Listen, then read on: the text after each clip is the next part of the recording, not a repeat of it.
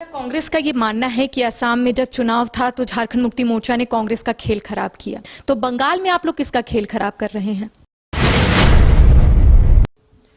तो जब सांप बोले तब भी ऐसा लगता था क्या? जब रैयतों पे इतना शोषण हो रहा है तब भी ऐसा लगता है। पहले सरकारी सिस्टम और अब जेएमएम के कामकाज को लेकर अंबा प्रसाद अपनी आवाज को उठा रही हैं। आखिर इसके पीछे की वजह क्या है, आज इसी को लेकर हम चर्चा करेंगे। हमारे साथ कांग्रेस की राष्ट्रीय सचिव अंबा प्रसाद मौजूद है। इनसे बातचीत करते हैं, इनसे समझते हैं कि आप बंगाल से वापस रांची लौटी हैं और जेएमएम पर जमकर हमला बोल रही हैं। वहां पर कांग्रेस के कई बड़े नेता थे, क्या इस विषय को लेकर उनसे बातचीत हुई है आपकी? देखिए, बंगाल में जो आम लोग हैं वो बोल रहे थे कि हमारा बंगाल के कल्चर का अपमान हो रहा है झारखंड में, और बंगाल में वेस्ट बंगाल के जो रहने वाले जो व्यक्ति हैं उन्हीं के द्वारा अपमान किया जा रहा है। और आप झारखंड में हमारे बंगाल की प्रभारी हैं और आप चुप है, तो आपको कांग्रेस के साथ साथ बंगाल का कल्चर का भी सम्मान बचाने के लिए आपको कुछ बोलना चाहिए, तो इसलिए हमको बोलना पड़ा। अच्छा, ये जो आप मोर्चा खोल कर रखी हैं, कांग्रेस के आला कमान से आप पूछ कर रही हैं या फिर उन्हें नहीं पता है? देखिए, हमारे पार्टी में डेमोक्रेसी है, यहाँ पे बाकी पार्टियों की तरह नहीं है, तो हम लोग पूछ के काम नहीं करते हैं। वहां से आते ही पहले आप सरकार के कामकाज को लेकर सवाल उठा रही थी। जब आप बंगाल से वापस आई तब अब ये जो सवाल उठाने वाला प्रक्रिया है, अब आप शिफ्ट कर दी है जेएमएम में, ये क्यों? हमने जेएमएम से तो सवाल नहीं करा, कोई भी आरोप हम जेएमएम पे कहाँ लगाए। हम तो सिर्फ प्रशासनिक पदाधिकारी पे लगाए। अभी देखिए, सबसे पहले तो आवाज उठाने वाले हम ही थे जो बोल रहे थे भ्रष्ट पदाधिकारी और सरकार के जो तंत्र है उस पे सवाल उठा रहे थे।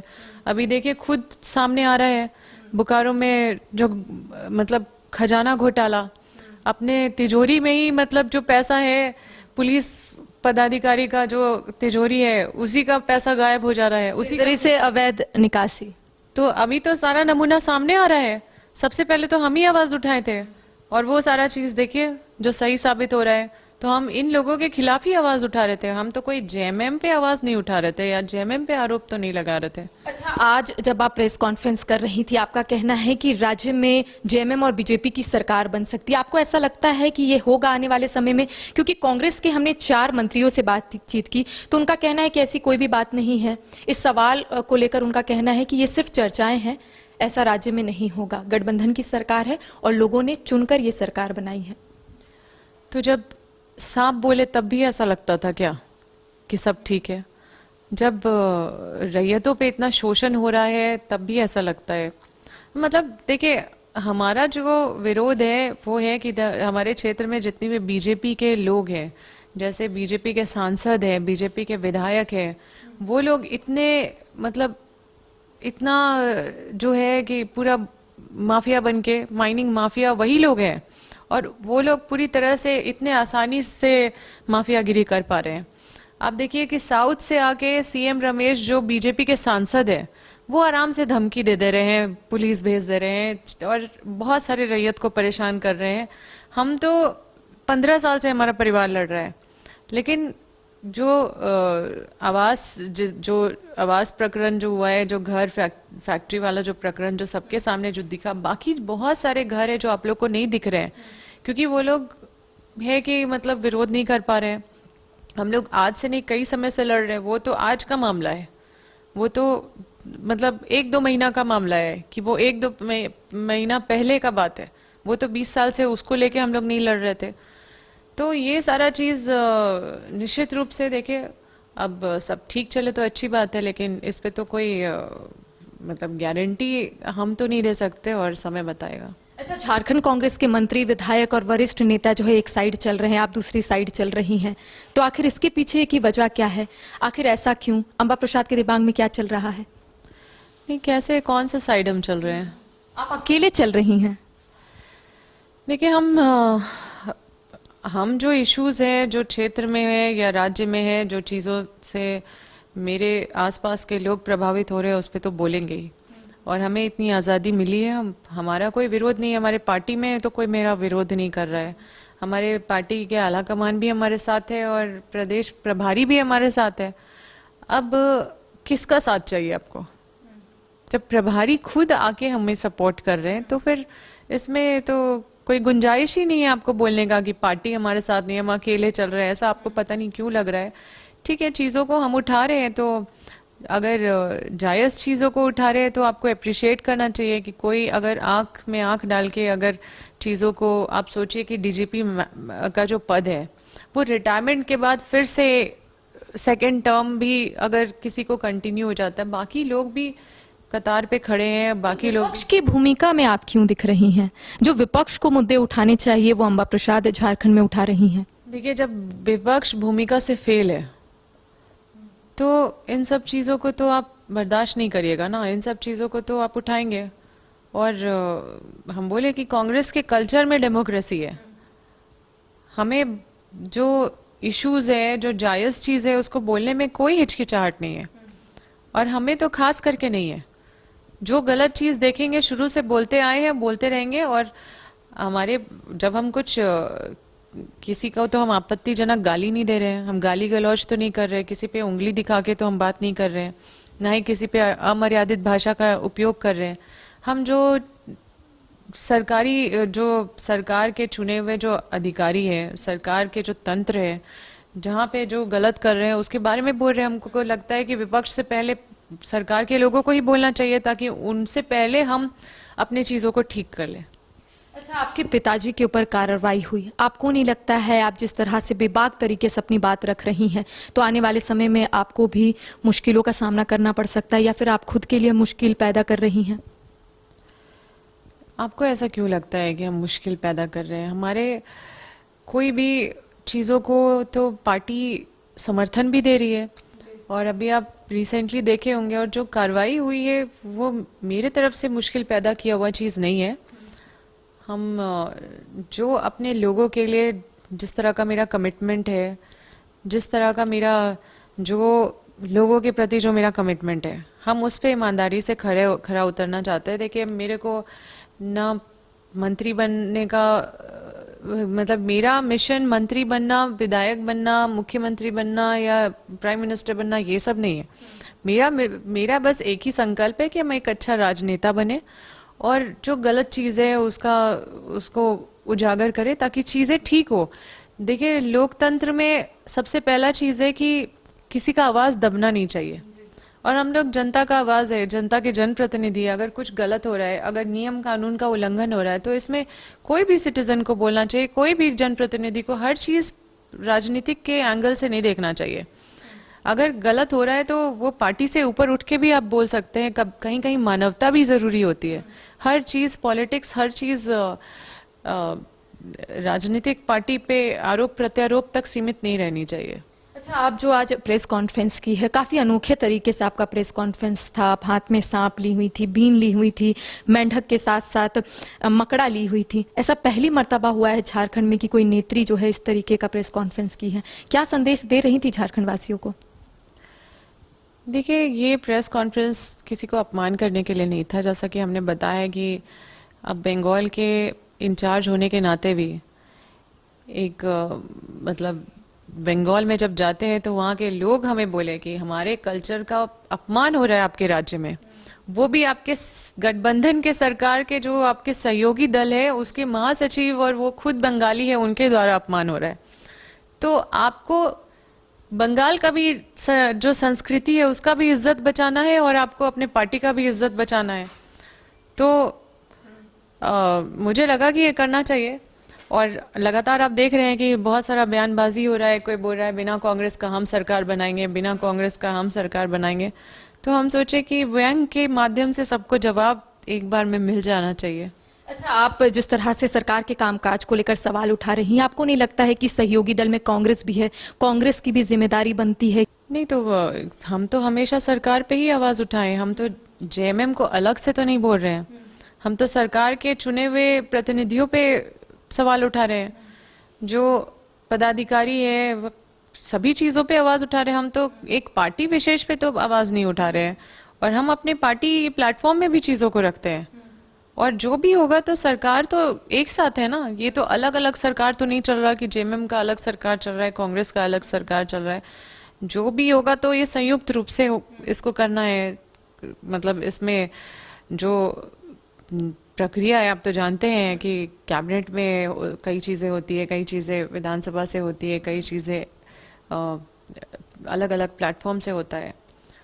तो ये इंडिविजुअल कोई पार्टी पे मेरा कोई टिक्का टिप्पणी नहीं है। अब क्योंकि ये हमने बता दिया आपको कि हम बंगाल गए थे, तो ऐसा चीज़ हमको सुनने को मिला, और मुझे भी लगता है कि किसी को बोलना चाहिए इन सब चीज़ों पे, क्योंकि एक तरफ कल्चर का अपमान करते हुए दूसरी तरफ एक पार्टी का को अपमानित करना, और मैं भी उस पार्टी से आती हूँ और राष्ट्रीय सचिव भी हूँ, तो उस नाते भी मुझे लगा कि व्यंग के माध्यम से बिना किसी का अपमान करते हुए हम एक बस अपना एक प्रेस कॉन्फ्रेंस करके हमने अपना बता दिया, अपना पक्ष रख दिया, अपने पार्टी के तरफ से रख दिया, तो बस। अच्छा, बंगाल में विधानसभा का चुनाव है, आप वहां पर साप प्रभारी भी हैं, क्या स्थिति लग रही है? क्योंकि 2021 में जब वहां पर विधानसभा का चुनाव हुआ था, कांग्रेस एक भी सीट पर जीत हासिल नहीं कर पाई थी, लेकिन बाई इलेक्शन हुआ, एक विधायक बने। लोकसभा की बात करेंगे तो सिर्फ एक सांसद है। इस बार क्या स्थिति लग रही है? देखिए, अब लास्ट जो कांग्रेस का सरकार रहा है वो 77 के बाद से नहीं रहा, तो 77 के बाद से 50 साल हो गया लगभग। अब 50 साल के बाद अब हमसे पूछ रही है कि क्या मतलब एक विधायक या एक सांसद, तो हम बस यही कहना चाहेंगे, इन 50 साल के बाद हमें मौका मिला है, और हम आपको इतना बता सकते हैं कि ये 50 साल में जो आपको देखने को नहीं मिला वो इस बार ज़रूर देखने को मिलेगा। और जो चीज़ें देखिए, पूर्व में कई ऐसे चीज़ें हुई, लेफ्ट के साथ भी कांग्रेस रहने से कांग्रेस का भी बहुत नुकसान हुआ, तो जो चीज़ें पूर्व में हुई है, अभी जो हम काम कर रहे हैं, हमारा जो टीम काम कर रहा है, जो उधर प्रदेश में सब लोग काम कर रहे हैं, तो पहले से बेहतर होगा इस बार। अच्छा, लेफ्ट अलग है तो क्या ऐसा लगता है कि कांग्रेस की शक्तियां जो है वो कम हो जाएगी? नहीं, शक्तियां तो बढ़ेगी, क्योंकि लेफ्ट के वजह से कांग्रेस का बहुत बदनामी हुआ है वहाँ पे। जब लेफ्ट सरकार में थी, 34 इयर्स मतलब सरकार में थी लेफ्ट, तो आप सोचिए कि उस समय जो माहौल जो देखा गया वहाँ पे, और फिर लेफ्ट के साथ जो कांग्रेस आई, तो कांग्रेस का भी बहुत नुकसान हुआ, कांग्रेस का भी छवि बहुत खराब हुआ। तो अभी कांग्रेस अकेली लड़ रही है, तो ये कांग्रेस के लिए बहुत अच्छा अपॉर्चुनिटी है। अच्छा, कांग्रेस का ये मानना है कि असम में जब चुनाव था तो झारखंड मुक्ति मोर्चा ने कांग्रेस का खेल खराब किया। आप लोगों की तरफ से ये कहा जाता है कि AIMIM जो है वो बीजेपी की बी टीम है, तो बंगाल में आप लोग किसका खेल खराब कर रहे हैं? हम लोग तो खेल सुधार रहे हैं, खेल खराब नहीं कर रहे हैं। जो चीज़ें खराब हो गई थी उसको ठीक कर रहे हैं हम लोग, तो जो पुराने समय में जो गलतियां हुई थी उसको सुधार रहे हैं। तो हम लोग तो खेल सुधार रहे हैं, खेल खराब क्यों करेंगे? कोई पार्टी का तो आप लोग खेल खराब कर रहे होंगे ना? बिल्कुल नहीं, हम बताए ना कि आखिर सब लोग निकल के तो कांग्रेस से ही निकले हुए लोग हैं। जितने भी लोगों का पहचान है कांग्रेस से ही पहचान है, तो खेल तो कांग्रेस का खराब किया गया है ना। अभी तो कांग्रेस जो कर रही है अपना खेल सुधार रही है, खेल अपना अच्छा कर रही है। बाकी जितने लोग हैं सब तो कांग्रेस का खेल बिगाड़ के गए हैं, अभी कांग्रेस अपना खेल सुधार रही है। अच्छा, दिल से एक बात कहिए, आप वहां पर गई थी, अगर कांग्रेस की सरकार नहीं बनती है तो वहां किसकी सरकार बनेगी? देखिए, जनता जनार्दन है, और जनता का क्या निर्णय होगा वो समय बताएगा आपको। चलिए, एक आखिरी सवाल रहेगा कि ट्रेजरी से अवैध निकासी हुई है, बोकारो और हजारीबाग से ये मामला सामने आया है, इसको अंबा प्रसाद किस रूप में ले रही है? सरकार आपकी है। देखिए, ट्रेजरी का मामला जैसे ही आया वैसे ही हम देख रहे हैं कि बीजेपी को बहुत अच्छा मौका मिल गया है, एकदम पूरा एकदम प्लेटफॉर्म मिल गया है राजनीति करने का। हर जगह इनको बस राजनीति करना है। इनको सबसे पहले आप जाके पूछिए कि ये ट्रेजरी से चोरी कब शुरू हुआ? इनके समय में चोरी हुआ। अब ये रिपोर्ट, घोटाला का रिपोर्ट कौन लेके आए हैं? ये AG लेके आए हैं, ऑडिटर जनरल लेके आए हैं। तो जो ऑडिट होता है वो तो हर साल होता है, हर बार होता है, हर कुछ महीने में होता है। तो ये 8 साल के बाद ये ऑडिट क्यों हुआ? इसका मतलब कि आपका भी जो केंद्र एजेंसी है वो पूरा एकदम चौपट है। आप इतना जो थाली पीट रहे हैं कि हमारा तो एकदम एक मुद्दा मिल गया, आपके समय में चोरी शुरू हुई तो आप अच्छा उनको एक मेच्योरिटी के साथ ये भी समझना चाहिए कि इनकी तो जो गलती है वो तो हमने आपको बता दिया, लेकिन सोचिए कि जो पैसा है सरकार तो कैश नहीं देता है किसी को, सरकार अलॉटमेंट देता है। अब अलॉटमेंट जाता है जिला में, जिला में जो मूल शक्ति होता है वो डीसी ट्रेजरी का हेड होता है, और जो अलग अलग विभाग होते हैं उसका ट्रेजरी का हेड, जैसे पुलिस विभाग का एसपी होते हैं, अलग अलग विभाग के जो जिला फलाना पदाधिकारी जिसको आप बोलते हैं, अलग अलग पदाधिकारी हैं जिला के नाम से जो जाने जाते हैं, वो सब अपने अपने डिपार्टमेंट के हेड होते हैं। अब वहाँ पे कोई भी घोटाला हो रहा है तो वो जो जिला के जो पदाधिकारी एसपी है तो वो उनको मूल शक्ति है, उनको सैंक्शन करने का ताकत है। अब वो ठीक है अपना डेलीगेट कर देते हैं वो शक्ति किसी और से के माध्यम से निकालते हैं, लेकिन छोटे पदाधिकारी पे ही एफआईआर क्यों हो रहा है? क्योंकि मूल शक्ति तो उनके पास है, और ये 8 साल से हो रहा है। तो ये 8 साल में जितने भी पदाधिकारी रहे और वरीय पदाधिकारी रहे जिनके पास मूल शक्ति है, सब पे कार्रवाई होनी चाहिए ना, सब पे जांच होना चाहिए। और ये देखिए बोकारो में 3-4 करोड़ का घोटाला, फिर हजारीबाग में आपका 15-15.5 करोड़ का घोटाला।